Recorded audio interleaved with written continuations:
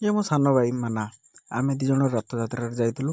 ଦେଖନ୍ତୁ ଏଇଠି ରଥ ଟଣା ଅଛି, ମହାପ୍ରଭୁ ନିଜ ଘରକୁ ଫେରୁଛନ୍ତି। ଆଉ ରଥଯାତ୍ରା ଛଣା ନ ଖାଇଲେ ଭଲ ହବନି। ସୋ ଦେନ୍ ଟିକେ ଆମ ମାମା ପେଟ ହେଇଗଲା, ତାଙ୍କୁ ଟିକେ କହିଲୁ ଆମେ ମିଠା ପିଠା ଟିକେ ହେଇଯାଉ ବୋଲି କହୁଥିଲୁ। ସୋ ଦେନ୍ ଏଇଠି ଭାଇଙ୍କ ସାଙ୍ଗରେ ପଳେଇ ଆସିଥିଲୁ, ମାମା ବି ଅଛନ୍ତି।